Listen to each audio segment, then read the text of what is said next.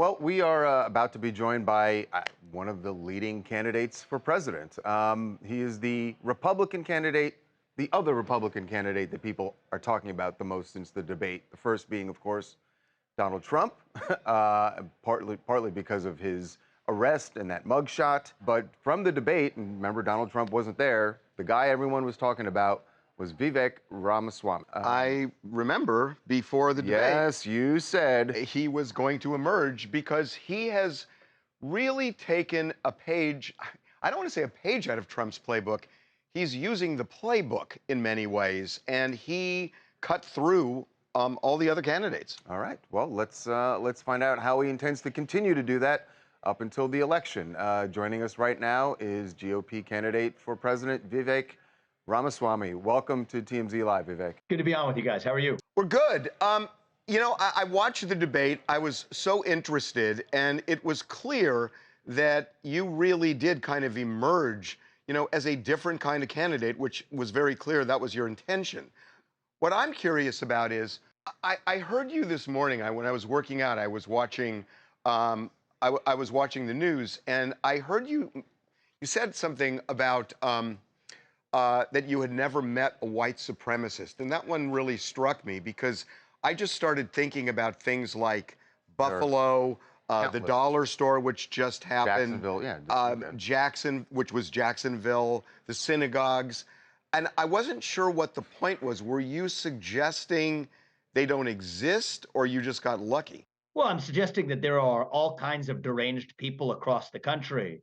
But what I was doing, you know how the media works. They'll take a statement and then shoehorn into it what they want to put in your mouth, as opposed to what I was saying in a long form, hour-long speech, which is that I worry in this country, we are creating more anti-Black and more Hispanic, anti-Hispanic racism, because I can think of no better way to do it than by taking something else away from someone on the basis of their skin color. And so I think we're, at least as of a few years ago, we were as far along as we've ever been in our national history in seeing the final burning embers of racism burn out in this country. And yet then by obsessing over our skin deep differences, by implementing group quota systems, by implementing the so-called anti-racist dogma, which is really just a new form of modern racism in a new direction, we're actually creating new racism in all directions. And I think that's a sad thing to see, because right when we're getting close to the promised land, that we actually create the very thing that we thought we were getting over. So if I hear you right, you're saying that we're making racism worse because we're actually calling it out when we see it. I mean, when you have someone who goes in and shoots 3 people and says that I'm doing this because I hate Black people and has swastikas on his gun, we can't, we can't call that out for what it is. I mean, we better call that out. We better call that out for what it is. But I think part of what we see in this country is a deep frustration where, I went just a month ago to Nashville, where there was another mass shooting of a different kind. It was a transgender shooter who had a manifesto that shot 6 people in a Christian school. By every evidence, a hate crime as well. Yet in that case, the manifesto has not only not been released, it has not been described to the public. I think this grates on people. And I think we just all have to be more honest in this country that we have a mental health epidemic.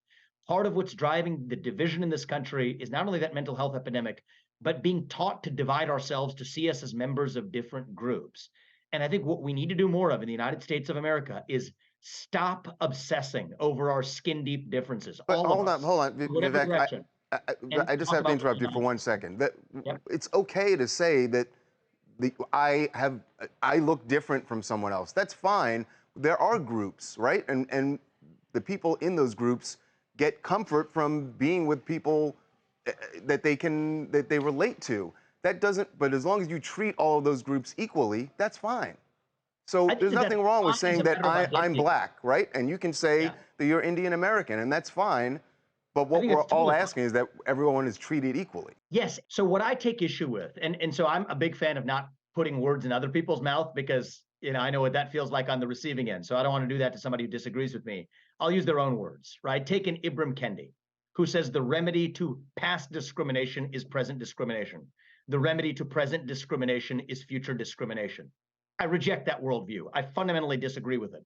Take an Ayanna Pressley, who I quoted in that same speech, who said, we don't want any more Black faces that don't want to be a Black voice. We don't want any more brown faces that don't want to be a brown voice. I reject the idea that the content of melanin in your skin dictates what you're allowed to say or think. And I think what we still instead should talk about is the fact that there are certain attributes that unite all of us as Americans. Yes, we can each celebrate our heritage. That's a beautiful thing about this country. But our diversity is only beautiful if there's something greater that unites us across that diversity. And I'm not telling you to adopt Presley's views or Ibram Kendi's views. But what I am saying is those have been immensely influential in this country, creating a dogma that causes us to see one another on the basis of our genetically inherited attributes. And that was wrong at points in our nation's past, just as it is wrong today. And I think the right answer going forward is you want to end discrimination on the basis of race. Let's stop discriminating on the basis of race, all of us. That's exactly how we move this nation forward. And that's just a different worldview than one that embraces race consciousness in our policies, which I worry, many people will point to that being anti-white or anti-Asian racism. I worry that that creates anti-Black racism and anti-Hispanic racism in response. And I do think that anti-Black and anti-Hispanic racism is on the rise in this country, in part owing to vengeance coming from those same so-called anti-racist policies. So my goal is to unite this country. As I said, that's what differentiates me from other candidates in the Republican field, including Donald Trump, including others. But that is my goal. And whatever obstacle stands in the way, I'm going to call that out too, so that we can overcome that and reunite this nation. You have become an influencer in Trump world. It was pretty obvious from the applause you got in the audience during the debate last week. If Donald Trump is convicted and sentenced to prison, would you, as an influencer, would you publicly urge people not to engage in violence? Because that's something people are fearing right now. Would you publicly declare, do not engage in violence? Yes. I am dead set against violence in this country because we are skating on thin ice right now. Peaceful protest and self-expression, I think that's actually really important, because it's when you tell people they can't speak, that's when they scream. You tell people they can't scream, and that's when they tear things down. And so I am a vehement proponent of peaceful self-expression. I actually think that is necessary for the continued peaceful existence of a republic. I think sometimes the mistake we make is systematically suppress people to shut up, sit down, do as they're told, censor them if they say the wrong thing on the internet. That breeds discontent. But I will always stand on the side of peace. I am dead set against violence in this country, and it sounds like you and I share some concerns in common. What are your thoughts on the actors' strike? I don't have a devoted tremendous amount of my mental energy to it. It's not a huge issue for me. I do think it's a little bit insular in the world of Hollywood to sort of think about the struggles that actually might matter more for the country right now versus, a bunch of people who want to be actors within an insular world of Hollywood versus the people who are, running the studios. That's not one of my top areas of concern. It's a free country, so I don't reject the right of people to engage in that strike. But I do think that it is not one of the top pressing issues that determines the future of our nation, which is what I'm trying to be concerned with. It does affect a lot in terms of what people enjoy, how entertainment is going to look, and there are lots of people that are affected by that. There's this kind of rippling effect of it that goes way beyond Hollywood. So there is some importance to it.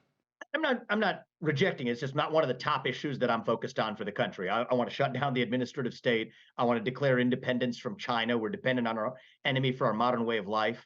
I worry we have a president who's sleepwalking us into potential nuclear armed conflict with Russia. I'm the only candidate in the Republican Party who's willing to say I want to end the Ukraine war on those terms while deterring China from going after Taiwan. We have a flailing economy that needs to deliver economic growth, a crisis of national pride amongst young people in this country. Those are some of the issues that I'm focused on. And so on my list of priorities, the Hollywood strike was not as high on the list as those questions. But, look, I hope they work it out. And I hope that everybody in a bargained process is able to get back to work. I do think that that's a lesson we could take across the American economy is getting people back to work. And Hollywood should be no exception to that. We're in Los Angeles, and we just had this crazy tropical storm. And again, I'm kind of an old dog, and I've never seen anything like that in my lifetime. Maui burned up, at least Lahaina did, and the country is experiencing temperatures that we've never seen before, as is the world.